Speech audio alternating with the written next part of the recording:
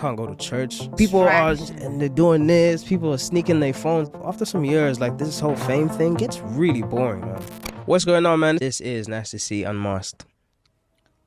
I appreciate you sitting down with us here at the BBC. Boys, come on now. You have been doing some regular jobs. Yes. You're a musician, you're a rapper. Yeah. But you have been in the supermarkets, the barber, changing tires. Yeah. Tell me about that. Where did that come from? Initially, I thought of that idea as just a campaign to push this one song that I dropped called Soft, right? And the first lyric of the song is working hard just to live soft. Oh. So I was like, all right, what do normal people go through? Like, what's their version of working hard to live soft? I know what mine is, you know, staying up late at night, a bunch of studio time, clubs, whatever. Being able to experience that, even if it's just for a couple hours, to experience what a normal person does at work. Plastic bag? No plastic bag? Okay. I think it's just FOMO, man. If you know anyone that's hiring, whether they're zookeeper, beekeeper, pilot, whatever it is, I'll do it, man. I'll do it. After some years, like this whole fame thing gets really boring, man. It gets really weird and dark, and you want to be treated like everyone else. What is that like? Take us into this bubble that can sometimes get dark.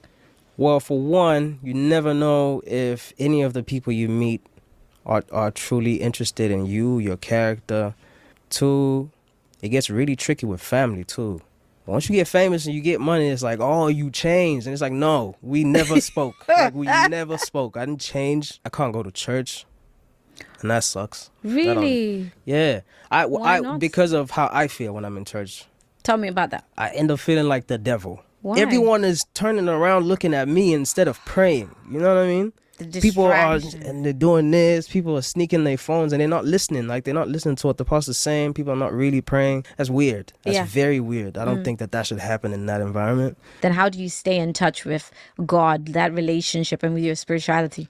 3 people to really help me out with that kind of stuff and get me back on track is my father, my big brother, and a really, really close friend of mine, Alex, or Dr. Smile as people know her. Your mom, her name was Ivy, and she passed away when you were 11 months old. You've mentioned these 3 men and how impactful they are. Yeah. So tell me about your mother. With all the stuff that I get, all the praises and stuff like that, none of it ever goes to my head. And people always ask me how. I think my mother plays a huge part of it. I just love to believe that.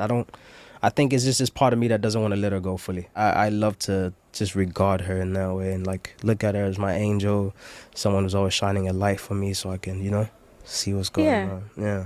What's one thing about being a young South African today that you wish that more people around the world understood? It's an interesting question. Yeah.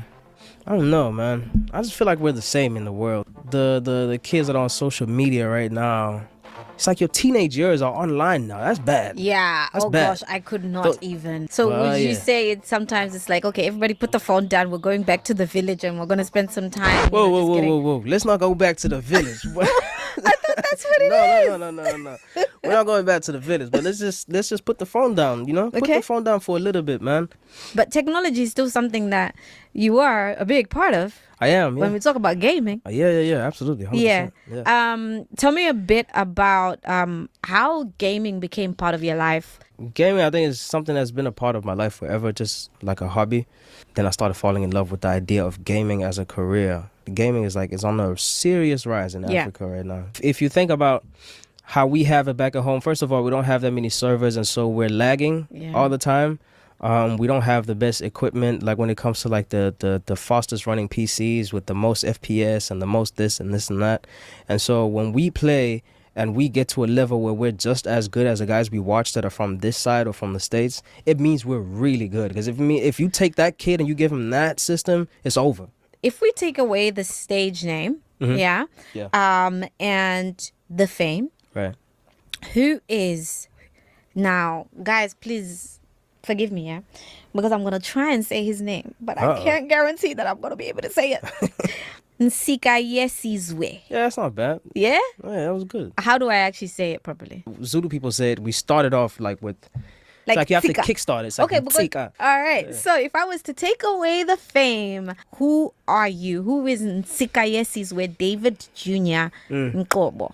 Just a normal guy who's heavily into art whether that's drawing, designing, editing, writing, and that kind of stuff. And then another huge chunk goes to the people I love. So I'm my lady, my child, my siblings in general, but my younger siblings, just because, you know, they look up to me. They look up to you a lot. When was the last time you truly cried? Man, I cry like this now, dude. It's Really? so crazy. Yeah, I hate it, man. I think the last time I cried, like a serious cry where it's like, all right, I get why he's crying, was when